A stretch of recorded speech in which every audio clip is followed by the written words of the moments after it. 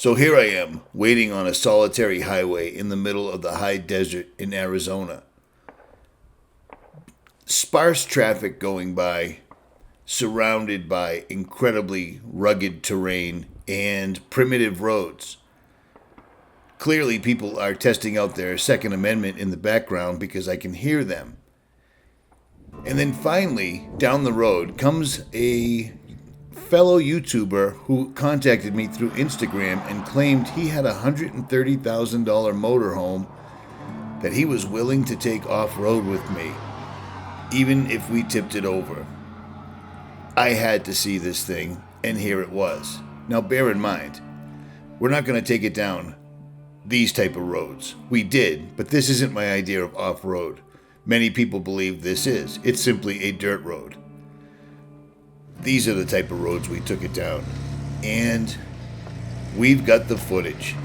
So I'm going to give you a full walk around as well as us trying to tip this thing over. So sit back, relax, and check this out.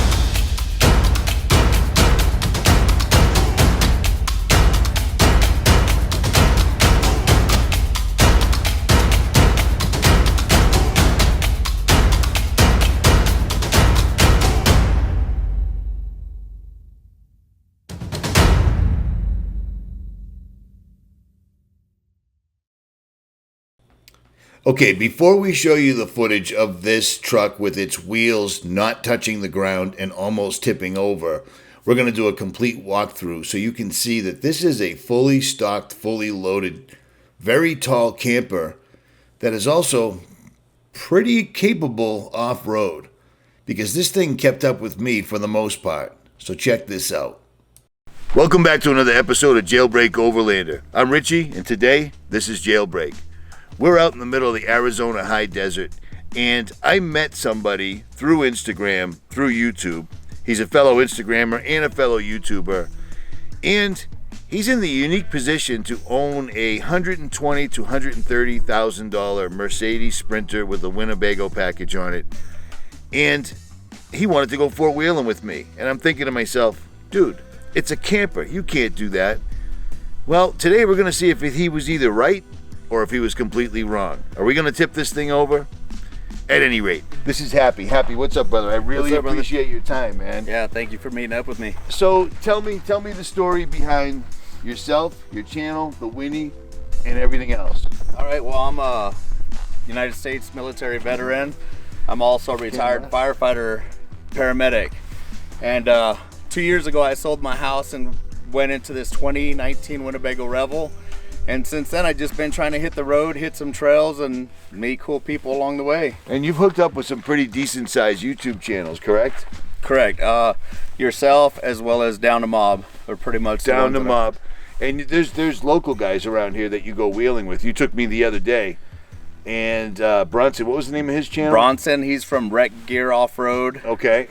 Yeah, we did some seriously cool trails. That day you didn't bring the Winnebago because even with the height of my truck, we had issues with overhanging trees, and it was just nothing but a rock fest. We went with 2 rock crawlers. So let's take a look inside this thing, shall we? Let's do it. Sweet. All right, Happy, what are we looking at here? This is a seriously expensive vehicle, no? Absolutely. It's the 2019 Winnebago Revel. It's actually a 2018 Mercedes-Benz Sprinter, the 4x4 chassis. And Mercedes takes it and does all their stuff to it, puts it together, makes it a camper.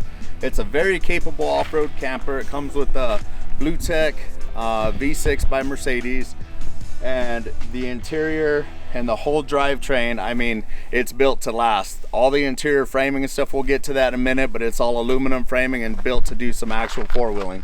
So is that a turbo diesel? It is a turbo diesel. It yes. sounds sweet when it's running, man. It sounds sweet. And you do not pull any punches with this thing. This thing has more desert pinstriping on it than I've seen on many Land Cruisers, Jeeps, and 4Runners, sadly. So let's take a look inside real quick. All right, brother, what do we got in the back here? Man, this thing is spacious, huh? Yeah, it has a lot of room actually. It has a double barn door, so it gives you a lot of access to everything. These doors will also come off the hinge here, and you can swing them all the way open if you want. That is phenomenal. And then we have an actual garage. And one of the things that I really liked about the Revel is that it did come with these, the bug screens. The no-see-em screens? Yep. Does it keep those gnats out? It does. Because those things are no joke, man. Those when I was using the drone following you the other day, they were lighting me up. Oh yeah. But I still got the footage. And then another thing I really liked about it that made me want to get it was that this bed is on a motor, so you can put it all the way to the ceiling if you'd like to put all your storage in your garage. That's what I call the garage. Say that again. That bed right there will lift up on a motor up and out of the way. It will, absolutely. You can go as high as whatever stuff you have on here all the way to the ceiling, or you can remove the stuff and take the bed all the way That is gangster. Wow. And then put, stock your garage. Most of the time I carry, my mountain bikes and stuff, so I have to change the height. So it's nice not having a bed that's just stuck there. That is phenomenal, huh? I've never seen that anyplace else. And then you just got the usual skateboard, bug out bags, tools. Yeah. All the things you should have, correct? Correct, absolutely. All right, sweet, man.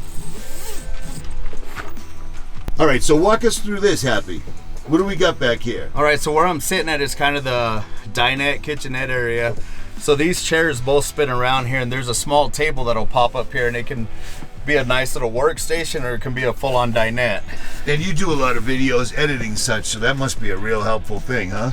It actually helps a lot to be on the road and have a place to sit and work. Nice. Now, I saw that you have the identical WeBoost setup for your truck, which is a cell phone booster. I do. You put I think it's the 4G receiver in the back.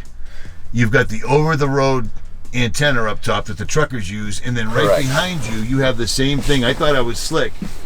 That little thing is made for a house, as opposed to the one that's made for a car. So it gives you if you've got 1 bar, it gives you 5 bars. Correct. So that is a pretty serious setup. And I'm noticing right over your shoulder right there. What are we looking at with all these different controls and bells and ringers and such? So this is pretty much the control station for the van. So here's where the bed's called the Euro Loft. You turn this key, and that what makes the bed go up and down. Nice. Regular house thermostat that runs the S-Bar diesel heater. Also has a water heater that runs off the same S-Bar. It's a D5 unit. Then you got the Zamp solar controller. You've got your water levels and stuff. This doesn't have a black tank. It only has a water tank, gray tank, and then it has a 5-gallon cassette toilet. So that helps, when you're. But you could still use it remotely and then dump it at a later time. Absolutely. Just not to the extent that a full-blown motorhome would have. Correct, and it has its pluses and minuses, because I can stop at any truck stop, and if they don't have an RV dump, I can take my cassette toilet out and roll it into the bathroom and dump it in there. Nice. And over on this side, we have pretty much the kitchen. We have a sink here by Dometic. Has a glass top that gives you a little extra cooking and prepping space, as well as a little flip up here. And this is actually a nice addition that Winnebago did. This whole thing will flip down and turn into, you put the cushion over here, and it's a bed for like a child or something. Wow. So that's been, it has the induction cooktop, little fridge here. Let me ask you, I know that's a Dometic fridge, correct? I would imagine. No, this is a Nova Cool, actually. Is it really? Yeah. How well does that cooktop work? I hate it, honestly. I do not like it. Okay, do you find yourself using hiking cooktops? I do. Instead? Me too. I do. All right. I've heard that before. It is what it is. I mean, to get... All right, so over here we've got numerous cabinets and stuff, and then this one right here in particular is the actual bathroom, which is a wet bath. It's a shower and a cassette toilet, but as you can see, I have it kind of halfway in between storage mode and the shower. Because you're a big fan of digging holes, correct? Correct, Right, I do. And I've seen it happen, so it's a real deal. Do it. So there it is. It's the real deal. This is a lived in, lived out of, 24/7 mobile home that Happy literally lives out of. He sold his log cabin to buy this vehicle, and he is not afraid to take it off-road. He has BF Goodrich all-terrains on it and Method wheels. And he followed me. So let's take a look what it looks like when all these wheels aren't hitting the ground, shall we? So Happy had a place in mind, and it was way out in the middle of nowhere, heading towards a ghost town. So we drove and drove deeper and deeper into the middle of no man's land, basically. As you can see, it's a huge expanse. Nothing around but birds of prey circling in the sky. And then the road started to get a little bit tighter, a little bit narrower, and a little bit rockier. And then it got crazy. Now in my truck, this stuff is basically a walk in the park, but I was really starting to have my doubts. I had to actually engage four-wheel drive a couple of times. I usually do trails like this in two-wheel drive. The thing you can't see with the camera is it's very, very tippy. Not for me so much, but he's got a good 1.5 feet. His truck's about 9 foot tall. Remember that. So for whatever reason, if you enjoy off-road or overland videos, you'll know that it's almost impossible to catch the angle on film of what you're actually seeing. But right after this, fortunately, using a drone in the sky, we caught footage of this thing almost tipping over, not once, not twice, but 3 times. And it didn't stop him, it didn't slow him down, and it didn't scare him at all. So check this out right here. He's going down a mountain on a really bad angle. He's already spinning his tires right now, as you can see. But he's still pushing forward. Now there it goes. The rear tire is off the ground. The van is tipping. He straightens it out. Keeps going down. And there she goes. Again, the van is tipping. But he's not over yet. This kid has balls of steel. He's stuck. Spinning the tires a little bit. Pushes forward and whoa. There's nope, he gets it back. And she's good. Unbelievable. Now for those that don't know, my truck, the one that this Winnebago is following, has 37-inch tires, king shocks, a 6-inch lift, and it's built to do this. And these are some fairly good obstacles. These aren't your average everyday. And he would lift tires, he would spin tires, but he would just keep following. It was amazing.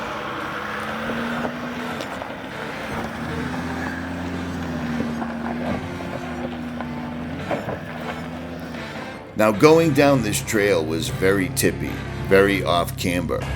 But we got to the bottom. There was a small lake there in the middle of this desert valley, and we turned around and came back up. Now coming back up had its own set of issues as far as we had to climb rock ledges. The same ones that almost put him on his side going down.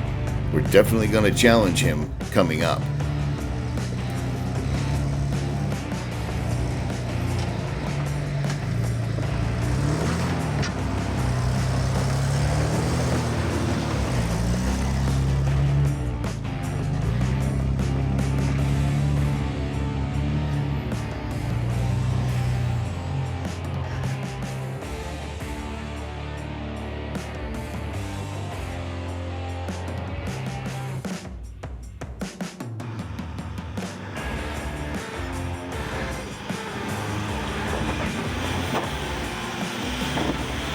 The only drawback was I crawl in extremely low gear.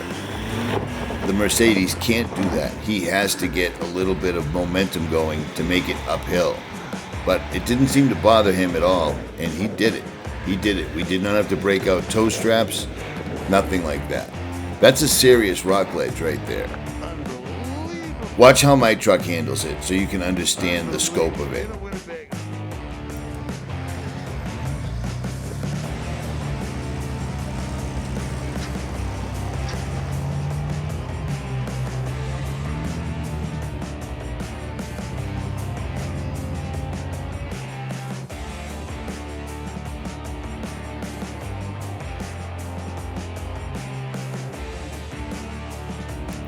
Now right there we had more than enough footage to make a video on the capabilities of the Mercedes Winnebago Revel 4x4. But I had a place in mind that had some serious washouts that I was pretty positive the low clearance and high overhead that this Revel had, it wouldn't be able to make the trail. So we made the long trek back all the way through the valleys, all the way over the mountaintops. There was a lot of really, really awesome footage, eye candy, whatever you want to call it, in this valley that most people do not see. So I made sure I grabbed some of it and got it on film. Things like this old fence around a cattle farm, which was phenomenal to me. Beautiful cottonwood trees losing all their leaves right here. Just amazing. And in this entire dry, arid area, we found the one bridge that went over actual moving water. And I'm told the water comes from the Verde River, which is fed by streams. It was beautiful. So here we are again on a different trail that is just as rocky, just as difficult as the other one, but this one has washouts. Washouts are not friendly to vehicles with low clearance and sketchy four-wheel drive capabilities. And I wanted to see if this truck was going to be able to make it.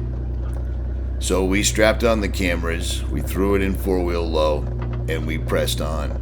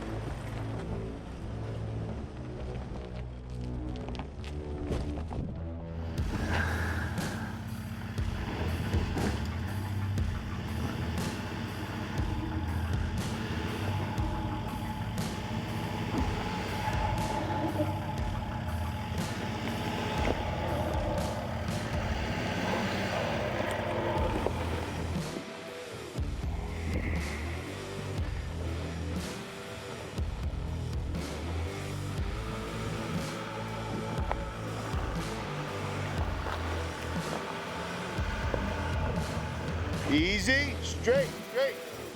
Straighten it out. Easy, whoa! Dude, you rode a wheelie up that.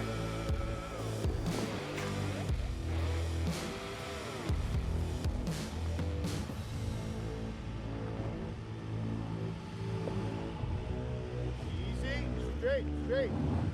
Straighten it out.